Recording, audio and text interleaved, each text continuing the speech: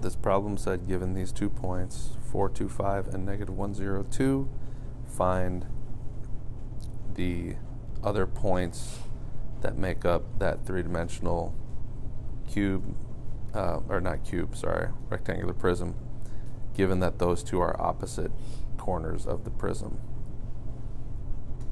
So I draw my points in a three-dimensional plane, and I think the best way to do this is to think about each one of your planes one at a time. So that back plane right there, that plane has 4 points on it, and all 4 of those points, since that plane is parallel to the YZ plane, the X is going to be the same on all 4 of those points. And so one of those points that we can see is -1, 0, 2. So all of those are going to have an X coordinate of -1. Now we take another plane.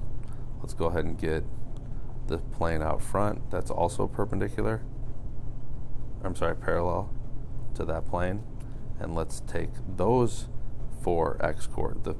Those 4 points are all going to share the same X coordinate.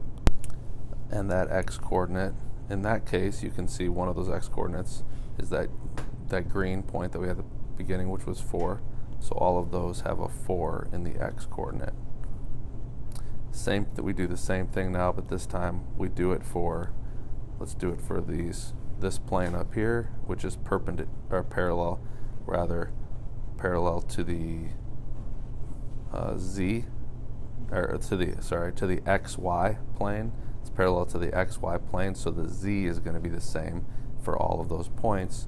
One of those Z's that we can see is,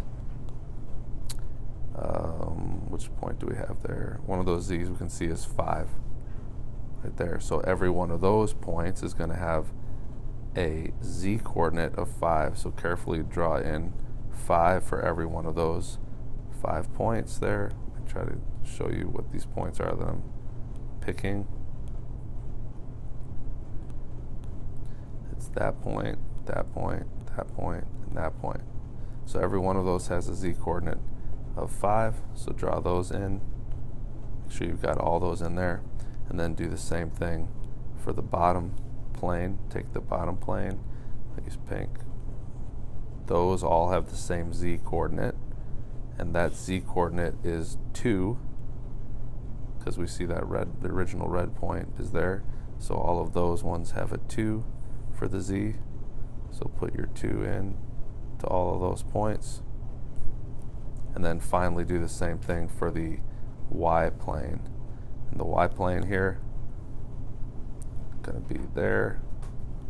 All of those points, all 4 of those points, these 4 points, 1, 2, 3, 4, have the same Y coordinate. So find that Y coordinate of 2. So plug in 2 for all those points in the Y coordinates.